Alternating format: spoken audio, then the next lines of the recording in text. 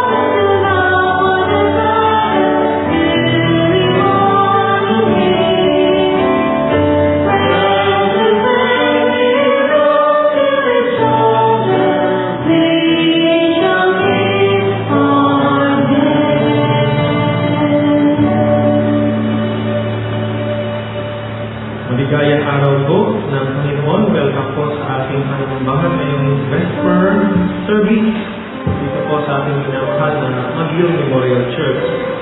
Tayo po ay nasa ika-4 na po at 8 araw sa ating nga po paghahanda para sa ating July 28 Centennial Thanksgiving Worship. At sa ating po mga kapatid na wala rin po sa loob, naririto po ang ating mga kapatid.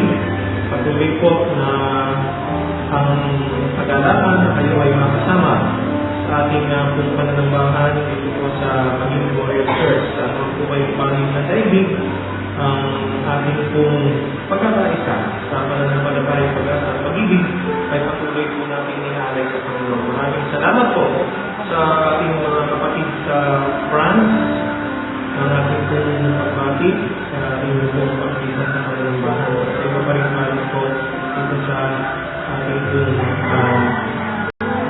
bansa. Sumahin po ang kagalaan ng Panginoon. Atin na pong ipinagdiriwang ang linggo po ng kalayaan ng Freedom Sunday. At pinagpapasalamat po natin sa Diyos ang biyaya na tayo po ay muli magkakasama. At ating pong nais na batiin ang lahat ng mga masasayang nagdiriwang sa iba't ibang okasyon po ng buhay, katulad po ng wedding anniversary. Hindi man kahit hindi po nakalagay dito sa ating Magil Bulletin, binabati po natin ang kapatid na nagdiriwang ng kanilang anniversary ng kasal. At sa mga kapatid na nagdiriwang ng kanilang arawan, ang mga birthday celebrants po natin sa araw na ito, June 10, at hanggang sa ika-17 po ng buwan ito ng June. Sumain niyo po ang sagalang biyaya ang pag-iingat at pagligtas ng Panginoon.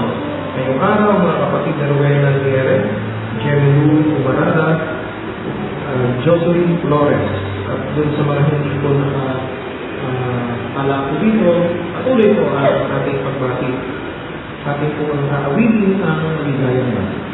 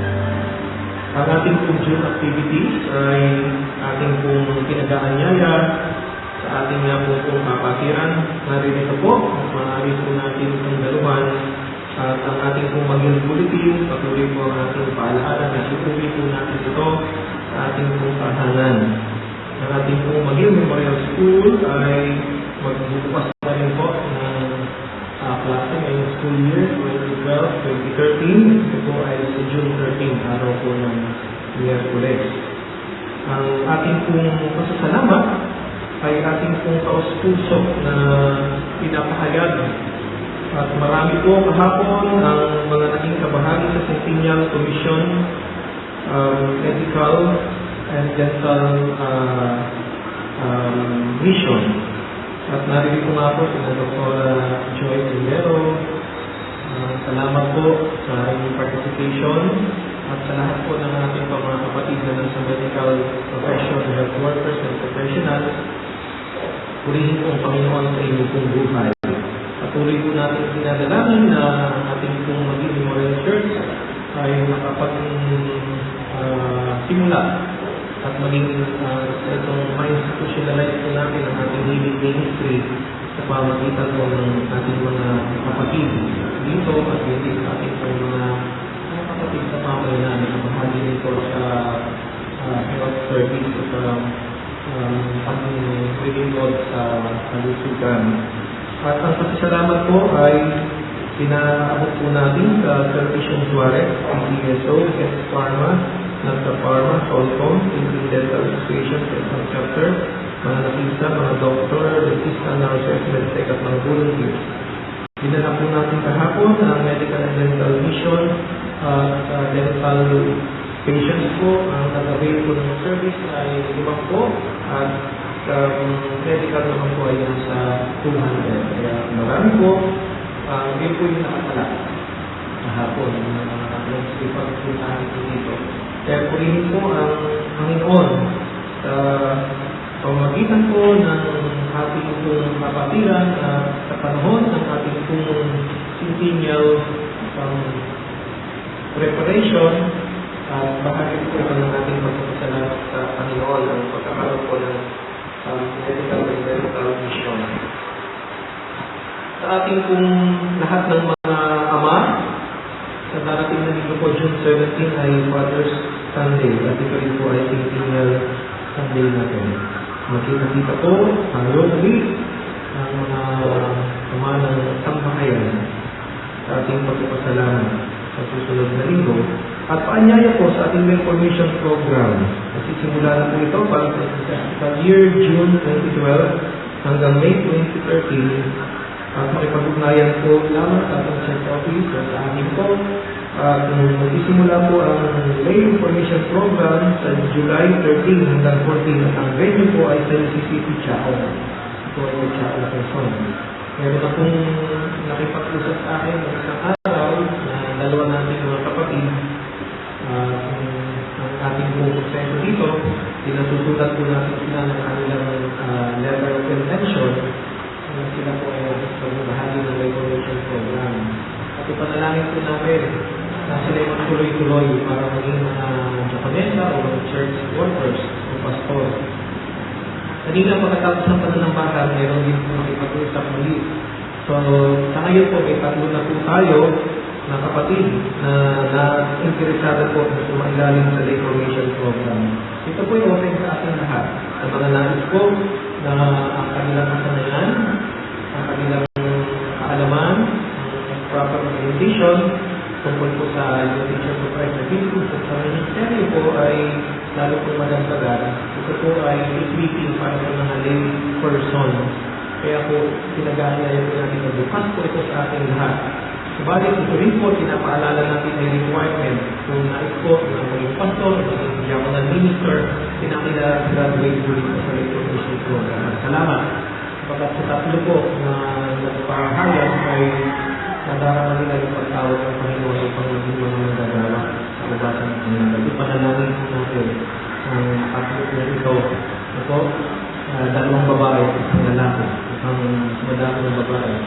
Sa lalaki. Pero yung panalangin natin na itong sinting ng year na ito, marami ang mahahamon upang maglingkod at pag-alay ng buhay sa ubasan ng pangambina ng church workers.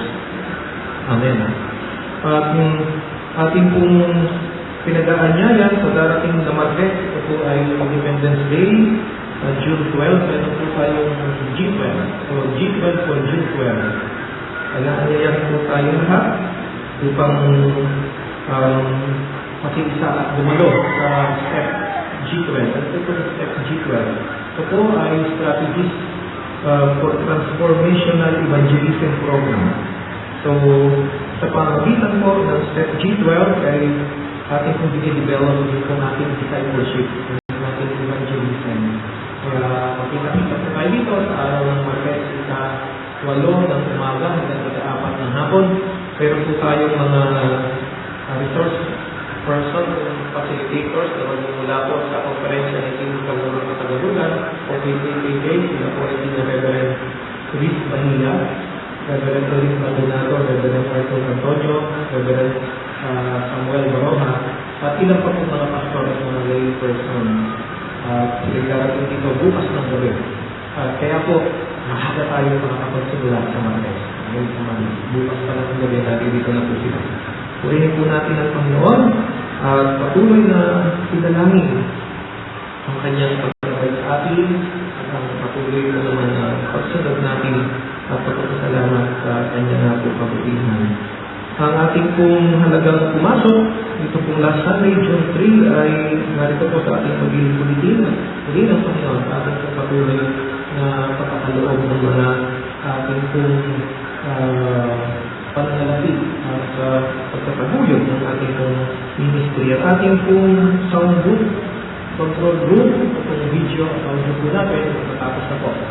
Halos kompleto na po, lalagyan na po natin yung recording unit para po magsimulan na po natin ang pagbalot at ang ating mga multimedia ministry ay makalipat na po doon.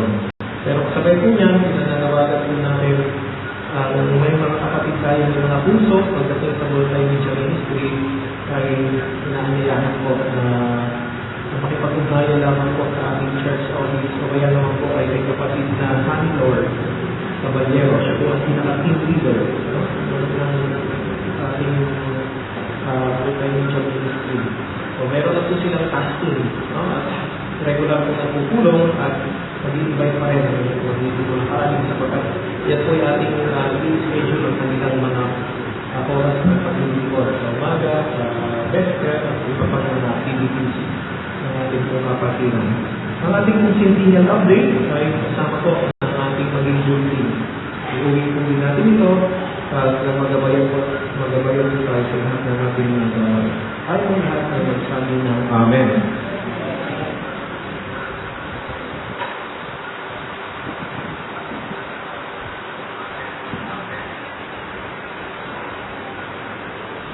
Ibigay ninyo buong buo ang inyong mga ikapu upang matugunan ang pangangailangan sa aming kanyo. Subukin ninyong gawin ito kung hindi ibubuksan ang natutungawan ng langit at ibuhos sa inyo ang masagalang pagpapala.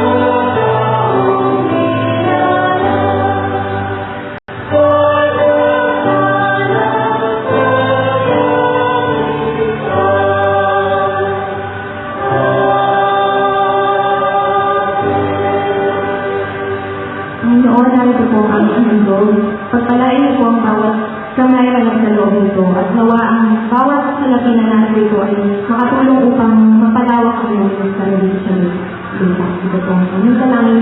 Amen.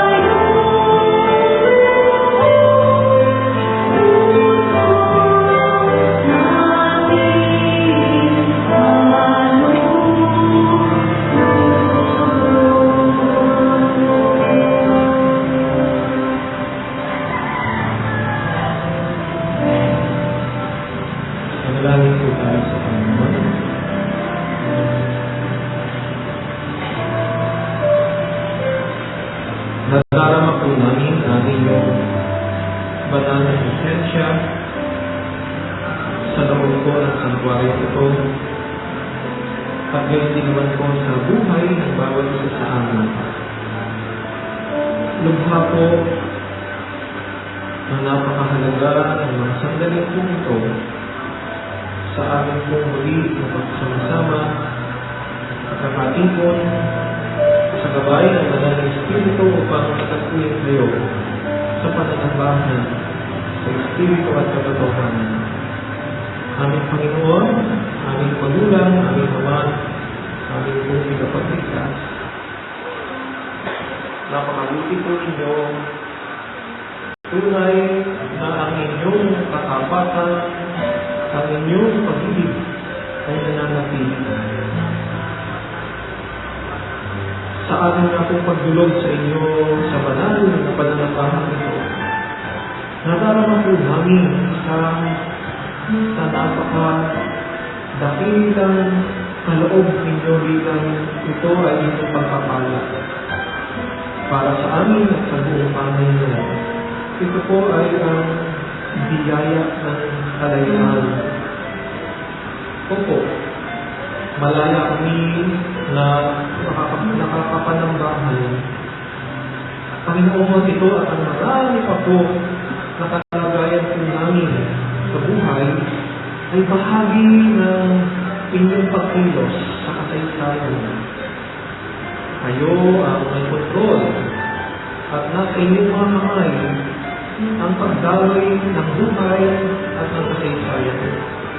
At sa yugto po ito, O Diyos, ng aming pong buhay at ng aming napong pagdulog sa inyo, aming pinagpapasalamat ang biyaya ng kalayaan o freedom na aming napong nararanasan sa aming buhay nito.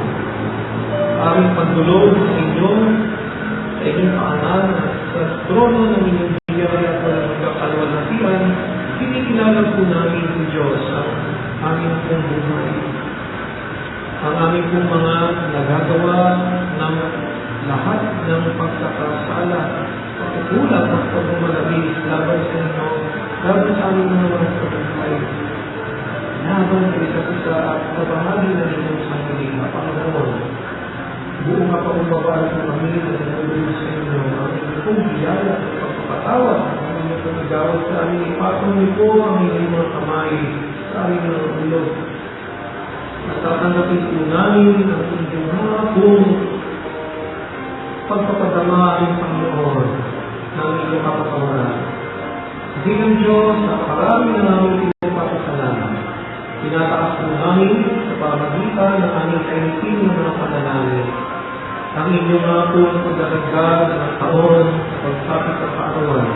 At ganyan din naman ang universal ng kasal sa mga mag-asawa ng Panginoon. Ang kanilang mga sambahayan at ang kanilang buhay ay patuloy na po inyong pagkalooban ng marami pang bibiyaya at bibigaya taon ang pagsasama sa inyong mga pong paggabay. Sa lahat, aming Panginoon ay inyong pong ingatan sa mga gawain sa araw-araw, sa paghahanap buhay, sa paglalakbay, sa pagsasya, sa paglampag at pagtupad ng mga banal na mga gawain pinakatiwala po ninyo bilang bahagi ng buhay, bilang bahagi ng ministeryo. Salamat sa biyaya ng pag-iingat, pagpapalakas. Salamat sa biyaya ng pagpapalaw po ninyo ng kalungunan, aming Panginoon. Sa lahat ng aming mga kapatid na ngayon ay nasa panitang karamdaman na sa loob ng kanilang tahanan ng kaagabutan. Amin po silang tinataas sa inyo. Panginoon, aakinin po namin ang inyong biyaya, ang inyong pong pagpapagaling, ang inyong liwala. Kayo ang dakila naming magagawa. Kayo ang aming great physician and healer. Kayo, aming Panginoon, ang aming na pong matatag na saligan sa gitna ng mga pagsubok sa pagkakaroon ng karamdaman at maging sa iba pong mga espiritual na kahinaan ng Panginoon. Tinataas po namin sa inyo ang lahat ng aming mga kapatid na nalaman nila ang kalagayan at angkas ng kanilang kalusugan At kung paano po nila ito at ang kanilang pangangalagaan at pangsilagadaling sa labas ng mga sumailalim sa dental and medical mission na ginawa kahapon dito sa Magil. Pinataas po namin ang bawat isa sa kanila ang nangangailangan ng kapayapaan, ang nangangailangan ng living, ng kagamutan, ng palumbalik, ng kalusugan sa aming Panginoon. Pinataas po namin sila sa inyo.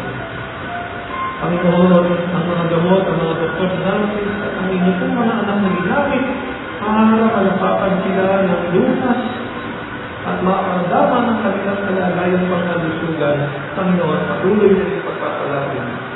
At ang mga kapatid namin na nasa pagamutan, kapatid na Sonia Padilla, Panginoon, siya'y nangangailangan ng pagtulong aming Panginoon. Pinataas po namin sa inyo. Kapatid na Nena Eburan na nasa ICU, kapatid na Big Paloma na nasa hospital sa France. At iba pa namin mga kapatid na Edwarding Pilipino, Panginoon, hindi siya nawawala ng pag-asa at pagtitiwala sa inyo.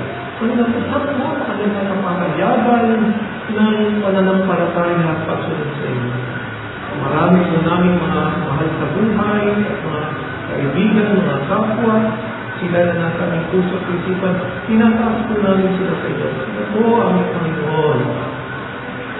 Ay aming dinadala sa inyong banal ng harapan ng inyong lapong mapagpagaling at mapaghimalang mga kamayan at ang tipo ninyo aming Panginoon mula ulo hanggang paa sa may karamdaman aming Panginoon na bahagi ng kanilang katawan.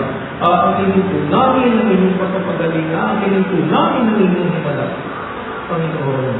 At aming kapangyarihan sa inyong pangalan. Pinataas po namin sa inyo ang aming pagpapasalamat para sa buhay ng iglesia nito.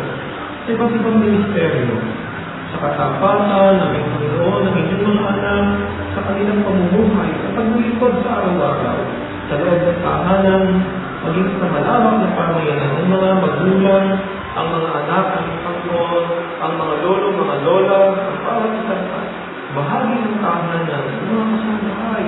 At ang bawat isa ang dakilang Diyos na nagbibigay ng kahulugan, ng kaligayahan, at ng kadalakan sa isang bahayan. Panginoon, patuloy po namin itinataas sa inyo ang buhay ng mga sambahayan. Gamitin po ninyo, palakasin sa gitna ng mga iba't ibang mga pagsubok. Panginoon, tinataas po namin sa inyo ang gawain ng iglesia nito sa pamagitan ng Magil Memorial School. Kayong sasama sa muling pagbubukas ng klase para ng Miyerkules sa mga school board, sa mga guro at mga kawani, sa mga babalik na mga mag-aaral at kanilang mga pamilyang pinagbibilaan. Kayo ang nagkabay at nagsimulat at sa kabuhat din ng lahat ng mga mag-aaralan sa Panginoon. Tinataas po namin sa inyong Philippine Commission ang iba't ibang mga gawain sa ilalim po ng commission na ito. Salamat sa inyong pagkakaloob. Salamat sa inyong pagtugon. Panginoon, tinataas po namin sa inyo ang inyong mga anak na inalaga, mga leader, ang bumubuo ng youth choir, ang bumubuo ng CYR. Panginoon, pangunahan niyo po sila patuloy na gamitin sa inyong ministeryo. Pangunahan niyo po ang iba't ibang mga lupon, ang church council, ang pamunuan, ang inyong mga anak, ang mga church workers, at sa kabuuan ng United Church of Christ in the Philippines. Panginoon, sa aming pagdiriwang ng linggo ng kalayaan, aming pinagpapasalamat sa inyo ang bansang ito na pinagkaloob sa amin, tunay na napapahayag ng inyong kadakilaan at kanununan, ang kagandahan ng kapaligiran ng paligtasan, ang mapagmahal na mga mamamayan ng aming Panginoon, ang pagkakaisa ng buong pamayanan. Maraming salamat sa inyong biyaya. Maraming salamat sa diwa o dakilang Diyos na aming patuloy na pinangahawakan bilang isang bayan, bilang isang bansa. Pinataas namin sa inyo ang lahat ng ito na may pagkakasalamat at pagkilala na ito po ay inyong biyaya at pinagkatiwala sa amin. Sa diwa ng pagkakaloob po sa amin ng kalayaan. Panginoon, pagpalain po ang inyong mga anak. Pagpalain po ang bawat isa na lumulog po sa inyo. Ang lahat nga po nandito, sa gitna ng mga pagsubok, aming Panginoon, nakikita namin ang inyong kadakilaan at inyong mga pagpapatihan. Kayo ang aming dakilang may isa at patuloy sa inyong magpapasalamat sa inyong pangalan. Tayo kayo kalangitan. Amen.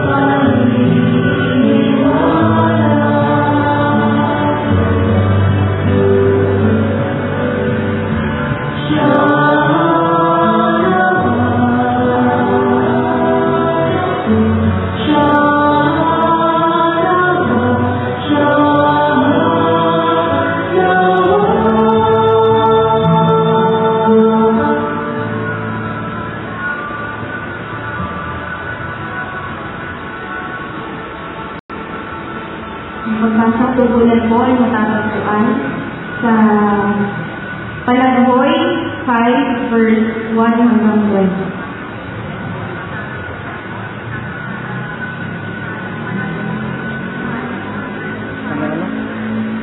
Dalangin sa paghingi ng awa. Gunitain mo, Yahweh, ang nangyari sa amin. Malasin mo ang sinapit namin kanilay. Ang aming manay na binigay sa mga dayuhan at ang aming mga tahanan na may ipinagkaloob sa mga kagalagang bayan. Ang aming mga amay pinatay ng mga kaaway, kaya balo ang aming mga ina. Kailangan bayaran namin ng tubig na aming iniinis, pati ang panggabang ay aming binibili. Pinagtrabaho kami parang mga hayop, hindi man lamang pinagpapanuha. Para magkaroon ng sapat na pagkain, ay halos sumapalimot kami sa Egipto at Assyria. Nagkasala ang aming mga magulang, at ngayong wala na sila ay kami ang nagdusa. Mga alipin ang namamahala sa amin, walang makaligtas sa amin mula sa kanilang mga kamay. Nalalagay sa pangalan ang aming buhay, sa paghahanap ng makakain dahil sa aming mga kaaway. Dahil sa matinding gutom, nag-aapoy ang aming katawan, para kami nakalagay sa tubod. Ang aming mga may bahay ay ginahasan sa stasyon, at ang mga dalaga ay pinagsamantalahan sa mga bayan ng Huda. Ginagapag at binibigyan ng mga pinuno, hindi na pinapamundanganan ang patatanda. Ang mga kabataang lalaki ay pinaggigiling sa mga naparaalisi, nanguhubad sa bigat ng pasal nilang kahoy. Ang mga batang lalaki ayaw nang magulong ang matanda ng bayan na sumusog ng mga kabataan. Na parang ang magalakan sa aming puso, ang aming pagsasaya ay naging pagdadalanhan. Walang nalalagay sa aming isinagmamalaki, tayo nagkasala ang ngayon nagdudusa. Nagtupaypay kami at nagdidim ang aming paningin. Pagkat iniwan ng tao ang bundok ng Siyon, mga atong gubat na lamang ang naninirahan doon. Ngunit ikaw, O Yahweh, ang hari magpakailanman, nananatili sa lahat ng salit-langit ang iyong tutulukan. Ikailan mo kami pinabayaan, kailan mo kami aalalahanin.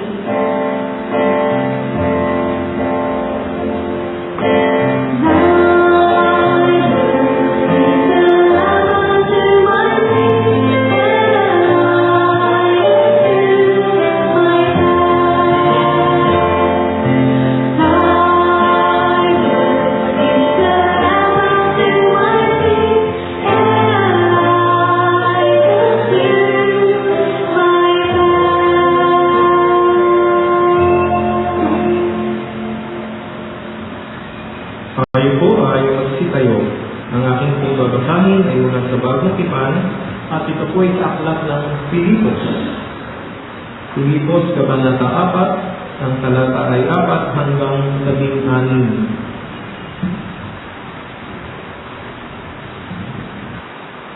Magala kayong lagi sa Panginoon. Inuulit ko, magala kayo. Ipadama ninyo sa lahat ang inyong pagandahan loob. Malapit nang dumating ang Panginoon. Huwag kayong mabalisa tungkol sa anumang bagay. Sa halip ay hingin ninyo sa Diyos ang lahat ng inyong kailangan sa pamamagitan ng panalangin may pasasalamat. At ang di malirit na kapayapaan ng Diyos ang mag-iingat sa inyong puso at pag-iisip sa pamamagitan ng Kristo Jesus. Sa wakas, mga kapatid, dapat maging laman ng inyong isip ang mga bagay na karapat-dapat at kapuri-puri. Mga bagay na totoo, marangal, matuwid, malinis, ay bibig at kagalang-galang. Isagawa ninyo ang lahat ng inyong natutuhan, tinanggap, narinig at nakita sa akin. Kung magkagayon, sa inyo ang Diyos na nagbibigay ng kapayapaan. Anong laki ng aking kagalakan sa Panginoon, sapagkat minsan ko pang nadama ang inyong pagmamalasakit sa akin. Pagkataan ng mahabang panahon, alam kong hindi ninyo ako nalilimutan. Kaya lang, wala kayong pagkakataon na tulungan ako. Sinasabi ko ito hindi dahil sa kayo hinahanapan ko ng tulong. Natutuhan ko ng masiyahan naman ang aking kalagayan. Naranasan ko na ang mag-ikaw. Naranasan ko ang mag-ikaw. Naranasan mo rin ang malagana. Natutuhan ko ng harapin ang anumang katayuan, ang mabusog o magutom, ang kasaganaan o kasadatan. Ang lahat ng ito'y magagawa ko dahil sa lakas na kaloob sa akin ni Kristo. Gayunman, kinagagala ko ang ginawa ninyong pagtulong sa amin. Alam naman ninyong kayong mga taga-Pilipos lamang ang nakahati ko sa hirap at ginhawa nang umalis ako sa Macedonia at nagsisimula pa lamang sa pangangaral ng mabuting balita. Nang ako'y nasa Thessalonica na, makailang ulit ding pinadalhan ninyo ako ng tulong. Purihin po natin ang Panginoon at ang matamis na bigaya mula sa pagkabasa at pagkarinig tayo sa ating lahat. Amen.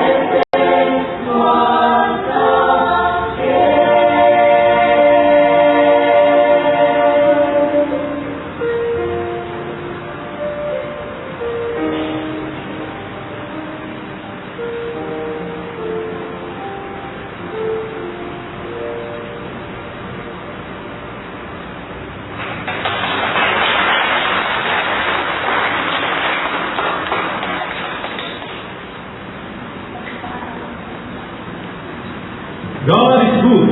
All the time. All the time. God is good. Nakikita po natin ang kabutihan ng kadakilaan ng Panginoon sa pamamagitan po ng buhay ng ating pong mga kapatid na mga kabataan. Pero hindi po natin malilimutan ang palaging tanong natin sa kanila. Sino sa inyo ang gustong maging pastor o maging diaconal minister at ang kamay? Palakpakan po natin po. Purihin po ang Panginoon. Nakita po natin ang ating mga kabataan at yung mga nagtaas ng kamay. Ang atin po na maaaring maging bahagi sa kanilang buhay, ipanalangin po natin sila. At hindi naman atin po silang aalagaan. Ang iglesia po ito ay pinapanalangin natin upang maging balon ng mga manggagawa ng Panginoon sa kanyang ubasan. Nakikita po natin dito, ang ating mga kabataan ay nadarama na yung pagtawag ng Panginoon sa kanilang buhay. Kaya po yung ating panalangin, ang ating pag-aalaga, bahagi ng ating pong pangangalaga sa kanila, ay ang pagsuporta sa kanila po. Maaari kung anuman ang kanilang mga kakailanganin sa mga darating ng mga araw at taon, yan po ay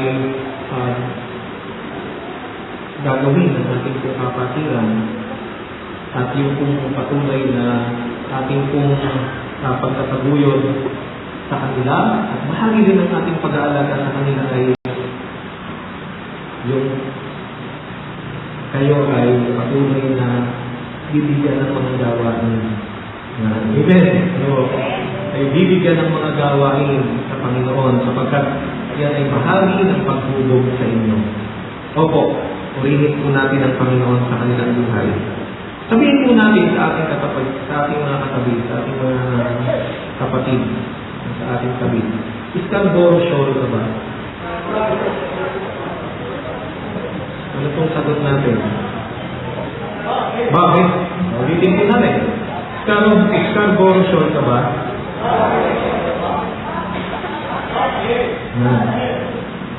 Kasi freedom is the soul of this nation. Amen. Opo, freedom is the soul of this nation. No? Sabihin po natin ang kalayuan ng siyang kaluluwa, no? ng ating pong bansa.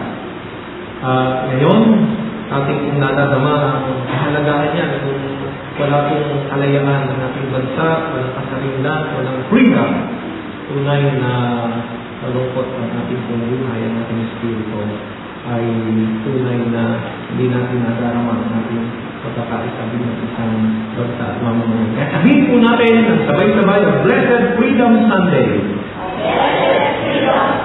Isa pa po. Blessed Freedom Sunday. Opo. Naniniwala po tayo, freedom is personal and collective. Sabihin nga po natin, freedom is personal and collective. Bakit nga po ba sinasabi mo? Kiniklaim natin that freedom is personal and collective. Una po, unahin po natin ang collective. Why freedom is collective? Bilang isang bansa po, pinagdiriwang natin every year ang ating pong Independence Day. At ngayon po, isa-114 na taon ng ating pagdiriwang ng ating kalayaan, ng ating pong kasarinlan. So, Freedom Sunday ay pinagdiriwang po ang ating buong sambayanan. At ang ating araw talaga ng kalayaan ay June 12. Opo, ating pong nadarama yung sa ating pong buhay, yung collective sense of freedom. Na tayong lahat ay mayroong kasarinlan, tayong lahat ay may kalayaan. Kaya nga po freedom is collective. At sa pagsapit ng ika-114 na taon ng ating nga pong kalayaan, tunay na tayo ay nagpapasalamat pa rin. Dahil po ating pagdiwang ng taon-taon ito, naroon pa rin ang sense of yung pong ating thanksgiving, no? Yung pong ating pong pagpapasalamat kapag tayo ay malaya. At ganyan rin po ang karanasan ng Hebrew people, no? Ang mga Hebreo, Sila din ay nagdiriwang ng kanilang araw ng kalayaan every year. At ito po ay mula po sa kanilang karanasan ng pagkaalipin sa Ehipto. Opo, sa pagdiriwang ng kanilang Paskwa, ang tawag po nila doon sa kanilang kalayaan ay Paskwa. Sa pagdiriwang po ng Paskwa, ang mga Israelitang sumasamba ay masayang inaawit yung pong aklat ng awit chapters 114 to 118. Kung meron po tayong Bible at sa Old Testament ay mabubuksan natin yung pong mga aklat ng awit, kabanata 114 hanggang 118. Ito po yung inaawit ng mga Israelitang sumasamba sa panahon ng pag-aalaala nila ng kalayaan, sa panahon ng pagdiriwang nila ng Paskwa o ng Passover. Opo, sila ay nagpapasalamat sa halaga ng kanilang kalayaan. Para sa kanila, napaka-importante ito bilang isang bayan, bilang chosen people, yung pong kalayaan. At ito po ay ang kagandahang bigay ng Diyos sa kanila. So sila ay umaawit, sila ay nagpupuri. Hindi nila nakakalimutan ang pagpupuri upang bigyan ng kaluburan ng Diyos, to glorify God.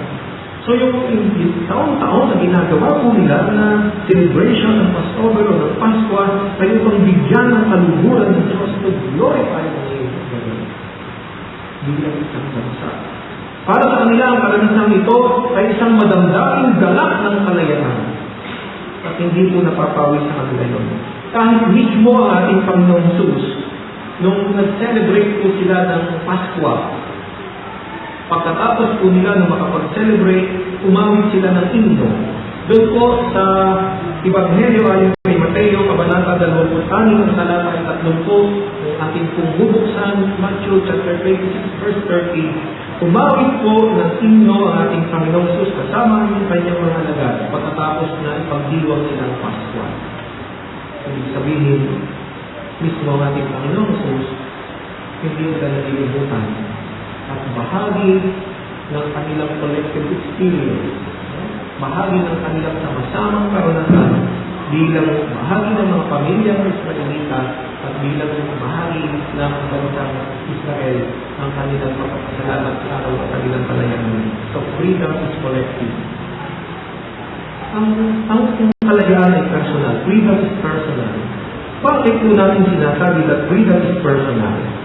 Katulad po ng karanasan ni Pablo, sinabi niya sa Roma chapter 8, verse 2. Pinalaya na ako ng batas ng Espiritong nagbibigay buhay, at ito ay bunga ng pagkakaisa kay Kristo, pakikipagkaisa kay Kristo. Opo.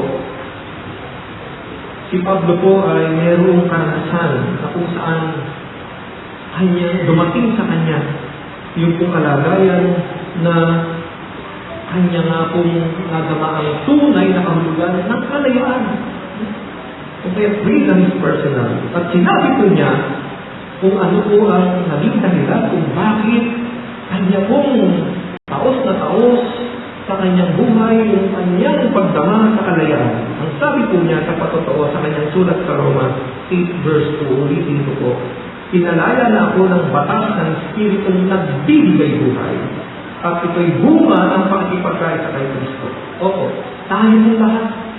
Meron po tayong sense of freedom. May karanasan po tayo ng kalayaan. Sapagkat tayo po ay pinalaya na dahil sa ating kaugnayan kay Kristo. Magsabi po ng Amen ang pinalaya na ni Kristo. Amen. Malakas po. Amen. Tayo po na mayroong kaugnayan sa ating Panginoon sa Kristo, tayo po ay kanyang pinalaya. Kung kaya meron po tayo tinataglay na kalayaan at ito po ang biyaya ng ating Panginoon Jesus. Subalit, whether it is personal o collective, may sinasabi po si Pablo. Kung ito man ay personal freedom o ito man ay collective freedom, meron pong paalala si Pablo. Ang sabi po niya sa Galatia chapter 5 verse 1, pinalaya tayo ni Kristo.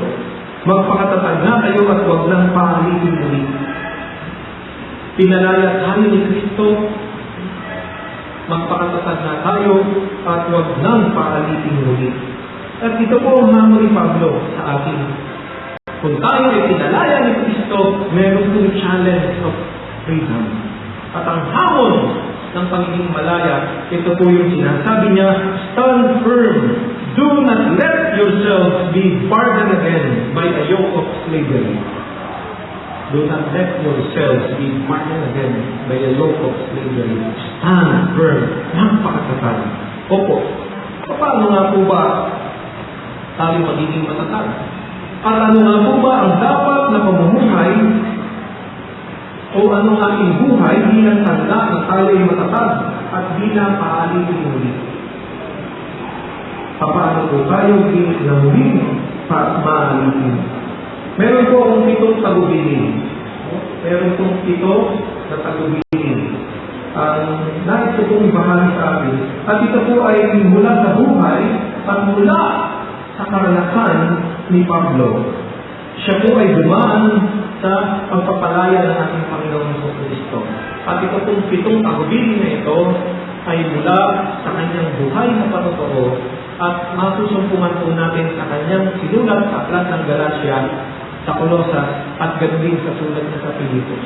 Ang binasa ko po kanina ay sulat sa Pilipos. Meron po ditong mga sinulat din na mula po sa Galacia. At pag-nilay-nilayan po natin ito.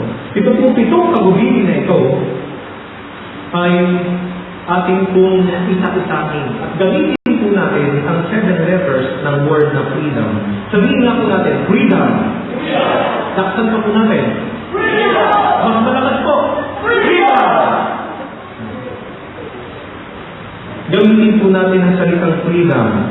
Ang 7 letters po nito ay ating pong damhin kung ano ang itinasaad sa papagitan ng buhay na karanasan ni Pablo. Ang una po, sabihin po natin ang sabay-sabay, letter F. Fight the enemy. Kanina po, lumabat si Pacquiao. Pero may kanyang husay ng pambansang kamao. Pinakailangan din naman na may wagwagi. Sino nga po yung wagwagi kanina? Si Bradley po yata. So, we have to fight the enemy. Okay. Si Pacquiao po palaging may laban sa ring. At kailangan niyang magwagi para mapanatili ang kanyang pagiging champion. Tayo rin po, mga kapatid, bilang pinalaya. Ang hamon para sa atin upang manatiling malaya at matatag tayo sa pagiging malaya, we have to fight our enemy. At ang real enemy po, ang tunay na kalaban po natin, ay ang kita ng naman.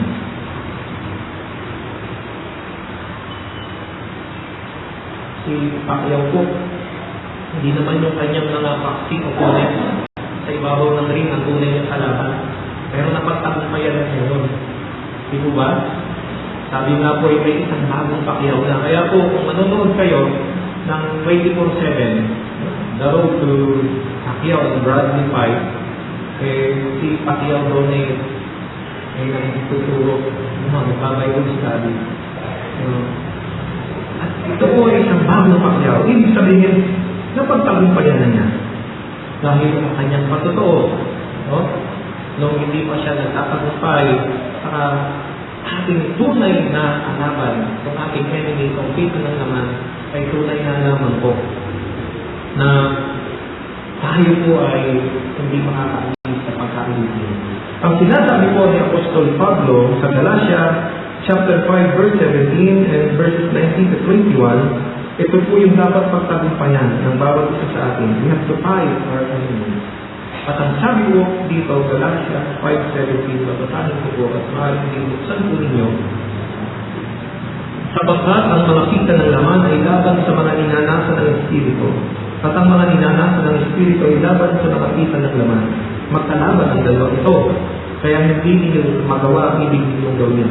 Hindi maikakaila ang mga gawa ng laman, pangangalunya, parimari-maring na pamumuhay, kahalayan, pagsambat sa Diyos-Diyosan, pangkukulang, pagkapuot, pagkagalit, paginipughog, pagkakiman, pagkakabahabagagi, pagkakapikampi, pagkaingin, paglalasing, walang taros na pagsasaya at iba pang mga tulad nito. Binabalaan ko kayo tulad ng una, hindi tatanggapin sa kaharian ng Diyos ang gumagawa ng gayong mga bagay ko. Kung ang lahat ng ito ay ating pong lalabanan, nagtatagumpay po tayo. Ito po yung isang hamon ating kakalaya at tinanggap sa Panginoon. At manatili tayo matatag. Amen. Fight the enemy. Ang ikalawa po, letter R. Sabay-sabay po tayo. Respect others. Paggalang sa ating kapwa. Tayo po ay tinalaya na ng ating Panginoong Jesus. Ang ating pong pinapahalagahan ay ang buhay. Ang pinapahalagahan po natin ay ang danganan at kabanalan ng buhay na nilikha ayon sa walis at larawan ng Diyos. Sa Colossians chapter 3 verse 11, sinasabi po doon, wala nang pagkakaiba ang Grego at ang Hudyo, ang tuli at ang di-tuli. Ang alipin at ang malaya, kay Kristo walang pagkakaiba ang lahat at siya'y sumasalahat. Kung tayo po ay tinalaya ng ating Panginoon, ating pong kayang igalang, ating pong kayang mahalin ang isa't isa.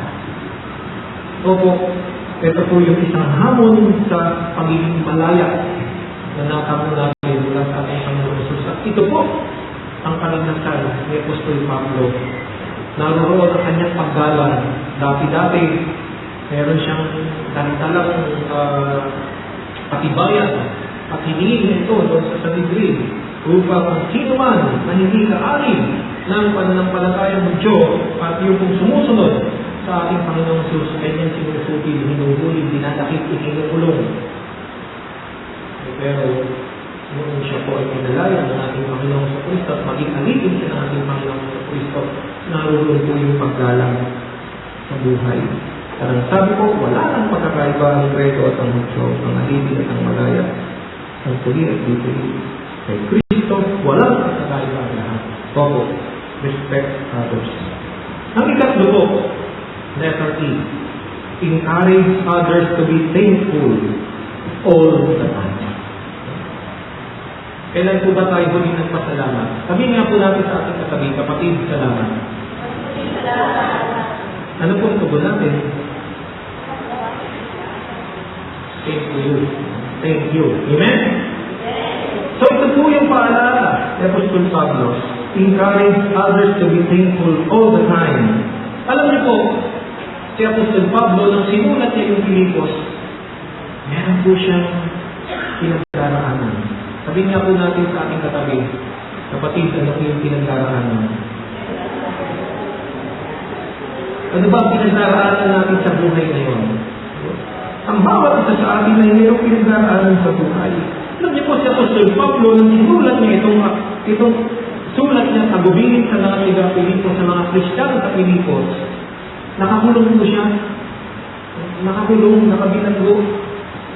Siya po ay preso. Subalit, ano ang sabi po niya?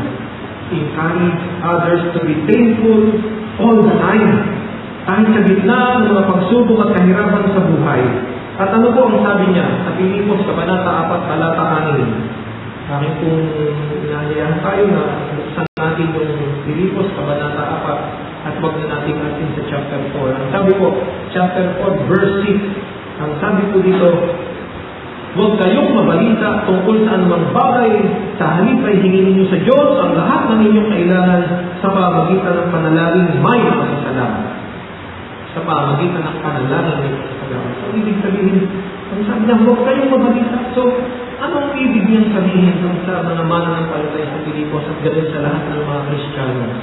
Kung kayo man ay may pinagdaraanan sa halip na mabalita, manalangin na may pasasalamat. Encourage others to be thankful all the time, even in the midst of trials and difficulties in life. Ito po yung pinapaalala ko sa atin. Hindi na kailangan tayo magpasalamat bilang mga pinalaya ng ating Panginoon sa Kristo.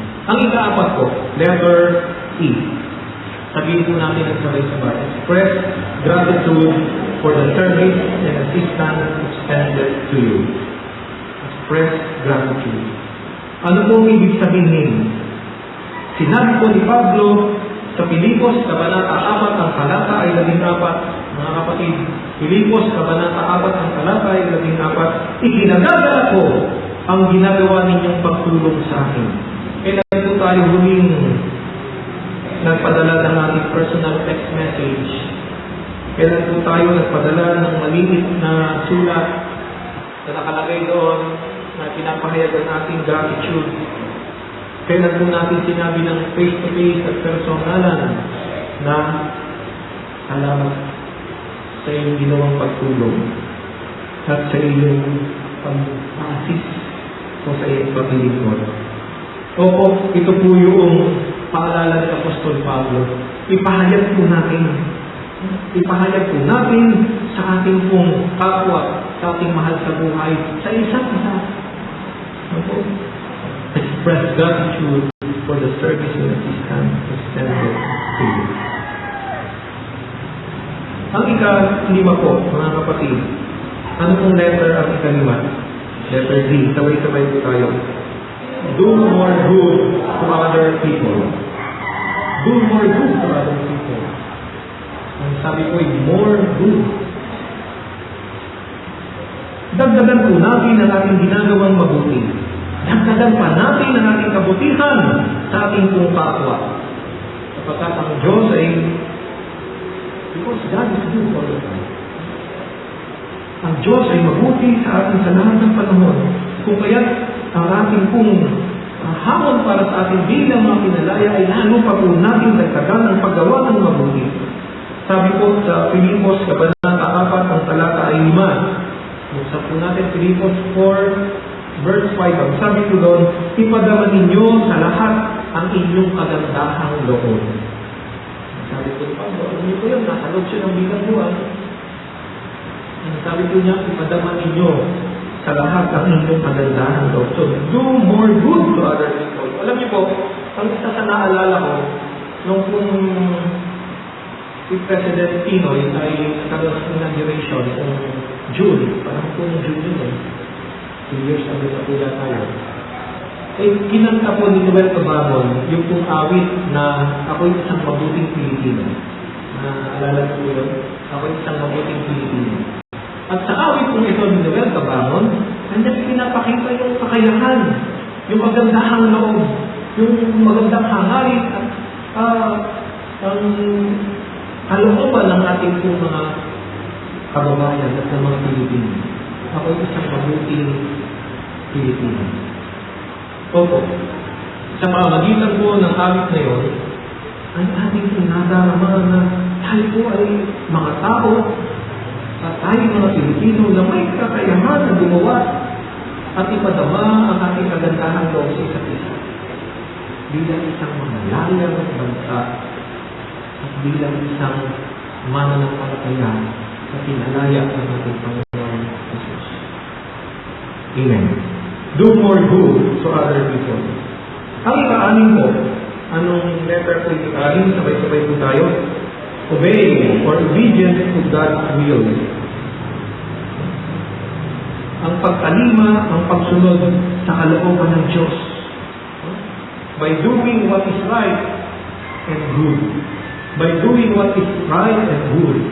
Ating pong sundin, tumalima tayo, gawin natin ang kalooban ng Diyos. Sa Filipos, Kabanata 4, ang talata ay 8. Ganito po yung payo. Ganito po yung tagubili ni Apostol Pablo. Filipos chapter 4, verse 8. Ano po yung sinasabi niya sa verse 8? Nabasahin ko po. Sa wakas, mga kapatid, dapat maging laman ng inyong isip ang mga bagay na karapat-dapat. Ang kapuri-puri, mga bagay na totoo, marangal, matuwid, malinis, kaibigibig, at kagalang-galang. Ito po yung kalooban ng Diyos. Ito yung God's will. Doing what is right and what is good. Kung sa ating pong buhay ang laman ng ating pag-iisip ay karapat-dapat, kapuri-puri, mga bagay na totoo, marangal, matuwid, malinis, kaibigibig, at kagalang-galang. Opo. Tunay lamang na ay papadama po natin ang ating pagiging malaya at anong kahulugan ng kalayaan. Ito po ay ang pagsunod sa kalooban ng Diyos. Ang ikapito po at panghuli, sabay-sabay po tayo. Make a difference in the lives of others. Ilan na po bang buhay, ilan ang kaluluwa ang nadala natin kay Kristo? Ilan na po ba ang ating nailapit kay Kristo? Ilan na po ang naipatayong simbahan ng maging Memorial Church? Ilan na po ang nabuksang outreaches ng maging Memorial Church? Ilan na po ba ang ating mga Bible study puro? Palagi po natin pinapanalangin na ang challenge para sa atin, make a difference in the lives of others. Sa Santiago, sinasabi po doon, yung buhay na pananampalataya ay bunga po ng pagsasagawa ng pananampalataya at paggawa. Ang pananampalataya walang gawa ay isang patay na pananampalataya. So, mixing of faith and work. Ang pagsasagawa, ang pagsasawid ng pananampalataya at paggawa. Sa pamagitan po nito, we can make a difference in the lives of others. O kung ano ang ating trabaho, kung ano ang ating career, kung ano man ang ginagawa natin sa buhay, gamitin po natin ang ating pong mga ginagawa sa buhay, ang ating kapalahan sa buhay, ang ating mga tungkulin sa pag-share ng salita ng Panginoon. So, lang mabuting balita. Doon po sa isang napagdistinuhan ng simbahan, alam niyo po, may kwento ko po sandali. Meron po doon isang dentist. Po, at may anak po siya na dentista, babae po. So, ako po ay regular na nagpapa-dental check-up. Po. Ay meron po silang clinic. Ang kakaiba po doon sa clinic nila, ay pagpasok niyo naman po, makikita niyo po doon ang mga nakalagay sa loob ng kanilang klinika ay yung mga verses and quotes mula sa Bible. Pag umupo po kayo doon sa hintayan ng mga pasyente, ang kanilang cable TV, ang palabas po ay tungkol sa TVN. Kita niyo po ba yung TVN sa Bible? So yung tungkol po sa religious program. At pagpasok niyo po doon sa loob at pagpupulo niyo po doon sa dental seat, ang maririnig po na sinasabi ng mag-ama na kung dentista nating membro ay tungkol po sa ating Panginoon sa Kristo. Nag-share sila. Opo, dahil sa kanila na pong pagsasabuhay ng kanilang pananampalataya, sa kanilang mga ginagawa, sa kanilang nga pong trabaho, sa kanilang gawain sa araw-araw, yung salita ng Panginoon, yung kanilang naibabahagi, at marami ang nadadala po nila. Kaya sabi ko po noon, pagkatapos, parang nakasimba rin ako. Dahil po doon sa sharing, dahil po doon sa reflection na maririnig at pagkapatotoo po ng ating pong mga membro na mag-ama, pareho po silang dentista. Opo, making a difference in the lives of others. Patuloy po tayo inaanyayahan. Kaya nga po ang sabi sa Galatia, Kabanata 5, ang talata 18, tinawag kayo upang maging malaya. Huwag ninyong gamitin ang inyong kalayaan upang masunod ang pita ng laman, kundi maglingkod kayo sa isa't isa dahil sa pag-ibig. Maglingkod kayo sa isa't isa dahil sa pag-ibig. At sa paglingkod po natin sa isa't isa, ang ating pong dinadala ay ang pag-ibig ng ating Panginoong Kristo. Upang madama rin naman ng ating kapwa, ng ating pinaglilingkuran, ang pagpapatawad at pagpapalaya at pagliligtas ng ating Panginoong Diyos. So, ating po ang tunay na kalayaan sa ating pamayanan at sa ating buhay ay pinagkakaroon ng ating Panginoon sa Kristo. Sabay-sabay po tayo magsabi, to God be the glory. Amen.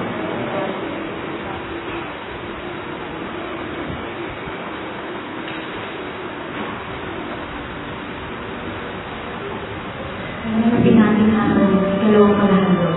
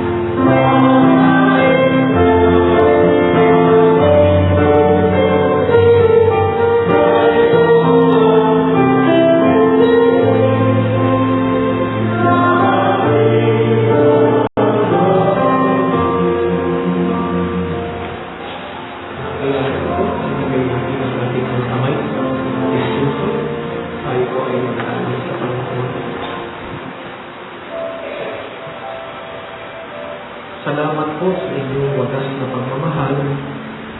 Salamat po sa inyong dakilang pag-ibig, sa inyong pagtanggap. Salamat po sa inyong pagpapatawad. Salamat po sa inyong pagliligtas at sa inyong kalayaan na aming pong patuloy na nararanasan. Kalayaan sa lahat ng pagkaalipin sa kasalanan, kahit sa gitna ng mga pagsubok, naroroon ang kapayapaan sa panatagalan. Ito po ay bunga ng inyong pagpapalaan sa amin. Kaya po dumutulog kami sa inyo at aming nilulog sa inyo at itinatalaga ang aming buhay sa ilalim ng inyong banal na Espiritu. Gawin niyo po aming matatag at ang biyaya na aming nadama mula po sa inyong pagpapalala ay amin namang maibahagi sa marami pong aming mga kapatid at kapwa sa pamagitan ko ng pagtugon namin sa hamon ng kalayaan katulad po ng buhay at istripa. Dudulog po kami sa inyo ngayon, aming Panginoon, at taglay po namin ang karanasan ng pagpapasalamat sa inyong pag-ibig at sa inyong kabutihan. Sa pagpapagaling po ninyo sa aming pong mga maramdaman, pisikal at spiritual. Sa pagkakalubog po sa amin ng mga pagpapala at mga provisyon. Salamat po sa pagbubuklod niyo sa aming mga tahanan, sa inyong pag-iingat sa aming mga gawain at paglalakbay at sa mga tagumpay na inyo nga pong pinagkaloob sa bawat isa sa amin. Panginoon, sa pagtiklop ng aming tuhod at sa pagluon ng aming tulog, amin pong muli at muli at pinagtitibay na kayo ang aming Panginoon at ikapagligtas. Napaangkinin po namin ang inyong mga banal ng mga pangako, nakapahayagan ng inyong ganap, na pagkakaloob sa amin ay inyong buhay. Panginoon, tinataas po namin sa inyo bawat isa po ng aming mga kapatid sa kabuuan po ng iglesia nito at sa looban ng Panginoon ng inyong bahay ng Galilea. Maging ang aming mga kapatid na sa kanila nga pong mga tahanan sa iba't ibang dako at iba't ibang bansa na kasama namin sa pananampahan ngayon. Tinataas po namin ang iba't ibang mga ministeryo na pinagkatiwala na po sa buhay ng bawat isa. Sa pagpapagaling, sa pagtuturo, sa pagpapayo, sa paggabay, sa pangunguna, sa gawain, sa loob ng tahanan, at gayon din naman namin Panginoon sa iba't ibang larangan ng paglilingkod, ng paghahandog ng buhay para sa kapwa at sa inyong pangalan. Panginoon, pagpalain po ang aming mga kapatid na nasa ibayong dagat, ng lahat ng mga may gulang, ng mga bata, ng mga sanggol, ang inyong pong mga anak, aming Panginoon, na naglilingkod para sa inyong kapulihan at sa inyong pangalan. I-bless niyo po ang mga sambahayan ng aming Panginoon at i-bless niyo po at ang pamahilan ito. Sa aming pong muli at pagsamantalang pag-iwalay, aming pong tatanggapin at aming babaunin ang inyong masasamang pagpapala at sa po igawad niyo po ito sa pamagitan ng tinig ng inyong maliit at umangalibig. Umayo tayo na taglay ang pag-ibig, ang pagliligtas at ang pagkikisa ng ating ilusang Diyos, maglikha, manlubos at ikapag-alalay ang Ama, ang Anak at ang Banal na Espiritu ngayon at magpakailanman. Amen.